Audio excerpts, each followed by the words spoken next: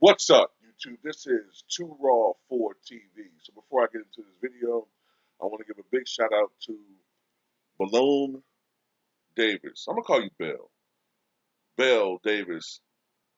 Shout out to Bell Davis for the $15 donation via the PayPal. She says, "Love your videos and good content. Keep up the good job." Much respect to Bell for showing love to the channel. Thank you for your donation. I truly appreciate it. And I know that you have signed up to the Patreon. I'm not sure if you're currently signed up to the Patreon, but I have seen you sign up to the Patreon in the past. I take requests, as far as videos concerned. And I try to be a voice for people everywhere. You know what I'm saying? Like I try to I try to do my best to say things that or take on positions that may be in the minority, but it's a loud minority, or I tried my best to say what a lot of us are thinking, and I try to counter a lot of bullshit that's out there. That's basically my stance, man. There's a lot of bullshit out there, and I just try to do the best job I can for you guys. I try to get better at this. I try to work on this, and I'm just still amazed at how much I'm just amazed at how much you guys have come over and supported me. I really, from the bottom of my heart, man, I really do appreciate all the support, whether it's from the new subscribers on this channel or Too Raw for Sports. The way you guys have supported a lot of the other channels in the LDBC, you know what I'm saying? I'm proud of the LDBC and its outreach and the way that it's grown and expanded over the past 5, 6, 7 years. It's a beautiful thing. And at the end of the day, um, you know what I'm saying, we wouldn't be anywhere without you guys. So I really do truly appreciate it from the bottom of my heart.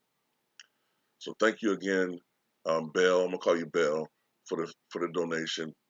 And to anyone that want to show love to Too Raw for TV, aka Too Raw for Sports, if you choose to, you can do so in the links in the description box below via the PayPal or the Cash App or in the pinned comment in the comment section below. And I do truly appreciate the love that you guys have shown. I want to talk about something a little bit different here. All right. I'm a fan of cinema, and I want to talk about one of my favorite movies of all time. I believe it's on Amazon Prime right now, if I'm not mistaken. And it's a movie called Watermelon Man. This movie came out back in 1970. It was directed by the late great Melvin Van Peebles. It's his only major studio movie, and it was a hit when it came out, but it's rather controversial. And I don't think it's a movie that's really widely known. But this movie had a profound effect on me.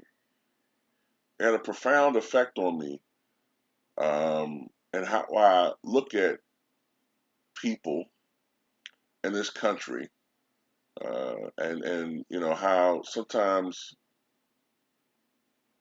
what you see from people on the outside is not always what you know is not always the truth.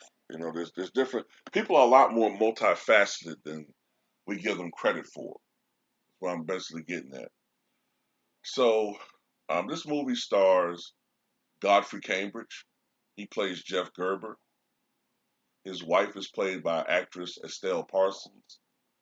Um, Estelle Parsons is still alive. I think she's like 93 now.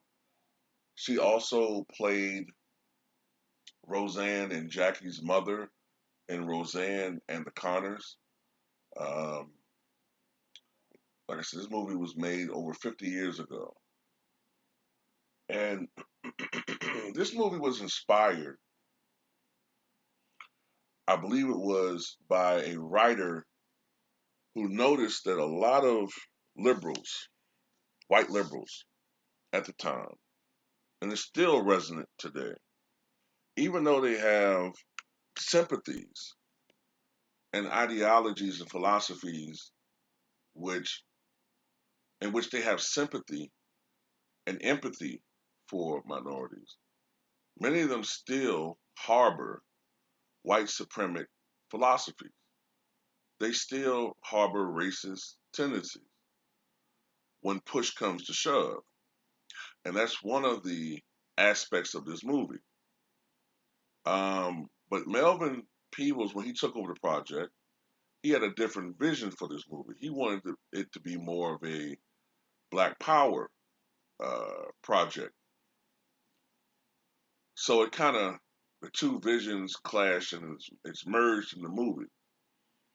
The major studio wanted um, a white actor to portray Jeff Gerber, which would have meant that it would have been, I think, one of the main actors that they had for the role was Alan Arkin. That would have meant that for the majority of the movie, Alan Arkin or whoever they would have pegged would have been in blackface. So Melvin Van Peebles said, no, let's go an opposite direction. Let's get a black actor and have him be in whiteface when he's Jeff Gerber. So they chose Godfrey Cambridge. Now, Godfrey Cambridge at the time was a pretty popular black comedian. All right, he was a black comedian who had, I think he's one of the forgotten black comedians, to be honest with you. He came upon the scene late 1950s, 1960s. When he was younger, he was big. I mean, really big. And I don't mean like as far as his star power. I mean, he was fat. And he always had issues with his weight. He yo-yoed up and down. And that was a contributing factor to his early demise. He passed away in 1976. He gained a lot of weight at the time. He was 43 years old. He gained a lot of weight to portray Idi Amin in this movie. I think it was called, what's the name of the movie? Is it Attack on the T? I forget the name of the movie name, but he was supposed to portray Idi Amin, and he collapsed and died of a heart attack on the set of the movie. And he was replaced by what's his name, who passed away last year, played on Homicide: Life on the Street. I can't remember his name right now, off the top of my head. But anyway, Godfrey Cambridge played Jeff Gerber, and Jeff Gerber kind of kind of reminds you of Archie Bunker, right? He kind of reminds you of Archie Bunker, but a little bit more mean spirited and kind of polarizing figure in the neighborhood. He was, I believe he was an insurance salesman, and he's not really well liked outside of his family. To be honest with you, you know. And one of the things that irked me about him immediately is that he told a lot of dumb racist fucking jokes. And he would say them around black people, like whether it was the bus driver or the guy that works in the one of the diners that he goes to, as a server. He tells all these jokes, and because of the power structure at the time, a lot of black people were a lot more subservient back then, and they would just laugh at anything, even though the jokes might have offended them, they laughed anyway. Oh, you so is funny, Mr. Gamba. Shit like that. But what that was showcasing was his white supremacy. Okay. But what I mean by that white supremacy, I think a lot of times white people don't understand what we mean by that. It's the privilege. I guess I should say. Like, the joke was offensive, but because of his stature, he was afforded leeway because, number one, he doesn't know any better. And number two, he's in a position where this guy could get me fired. if not worse. So I'm going to laugh at his jokes and just act like it doesn't bother me. Okay. So Jeff Gerber is married to Estelle Parsons, who is rather liberal. They have two children, and they're white. Now, mind you, Jeff Gerber, in this sense, is the guy in the background, is Godfrey Cambridge in white makeup. One day, well, one night, he wakes up, and now all of a sudden he's a black man. He's turned into a black man, and he's horrified. Initially, his wife thinks that a black man broke into the house to try to rape her. Um, and he doesn't understand what's going on. He thinks that it's some type of side effect from a tanning, I think a tanning machine that he bought. He thinks it's a reaction to something. He's thinking that, okay, I got some type of disease. It's something. Over time, when he realized that his skin doesn't turn back to normal, in his mind normal, he realizes that he's black. He slowly begins to accept the reality, slowly, that he's black. And his wife, who had been liberal, right, all of a sudden, she is exposed as a person who, despite the liberal facade, harbors racist tendencies.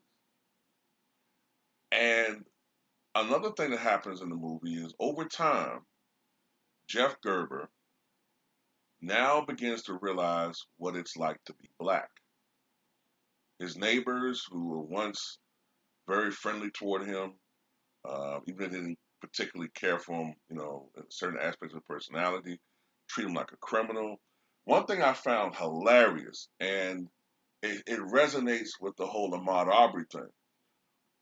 Jeff Gerber had this thing where he would run every morning. He would run. He'd be a little late, but he would run for the bus.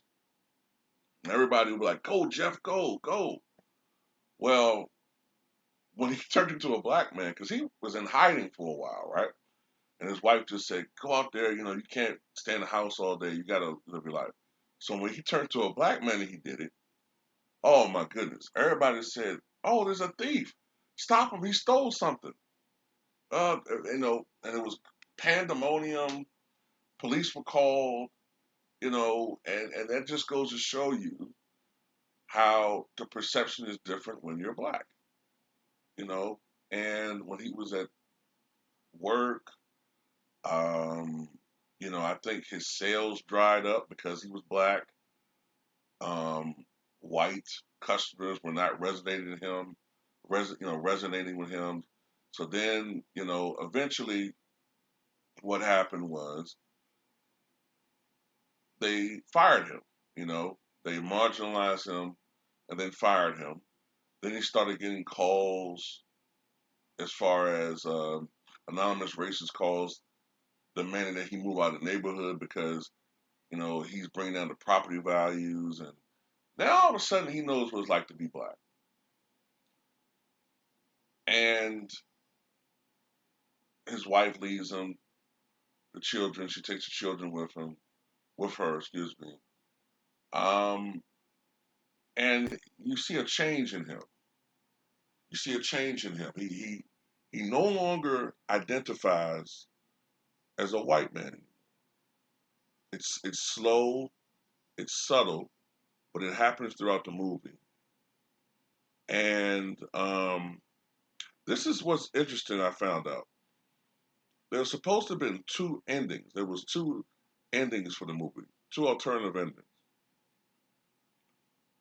or two different endings. One of them was the nightmare scenario where he wakes up and finds out it was all a dream. That was the studio's preferred ending. So that would have been Jeff Gerber waking up back as a white guy.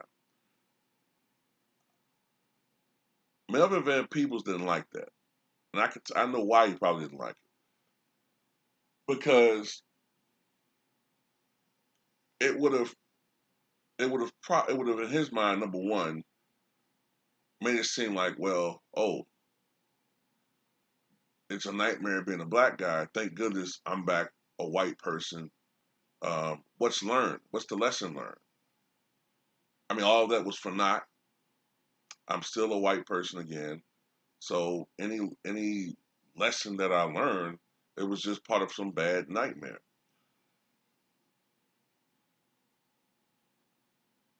And it would have fed into the perception that um, being white is, um, a reward, and not being black, or being black was a nightmare that I woke up from. Thank God I'm not black.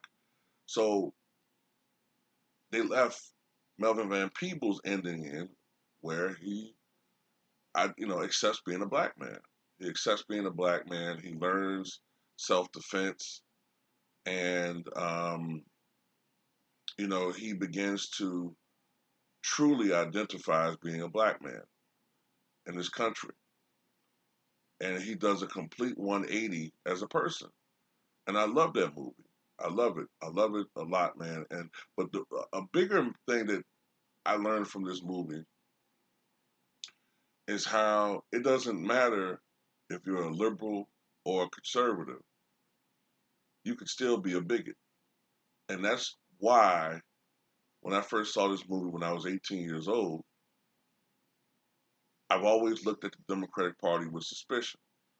Not saying the Republican Party is any better, but that helped to add to my suspicion with the Democratic Party, along with other things I already knew. Just because you're a liberal does not necessarily mean that you're an ally of black folks. It doesn't work like that all the time. Look, I always tell people this. In the South, in the 30s and 40s and 20s, and especially in states like Louisiana and Arkansas, you had a lot of racist white supremacists who also, at the same time, had left-leaning political beliefs. You know, Huey Long, who ran Louisiana like a damn dictator, was basically a socialist. And he was beloved in Louisiana. And the people that voted for him and kept him in office, whether as governor or state senator until he was assassinated, they were white supremacists. So you get what I'm saying? Like, the two things are not mutually exclusive. But anyway, that's all I want to say, man. I like this movie, Watermelon Man, man. I might watch it again soon. Tell me if you have watched it, tell me what you think. And if you haven't, maybe you might want to give it a watch.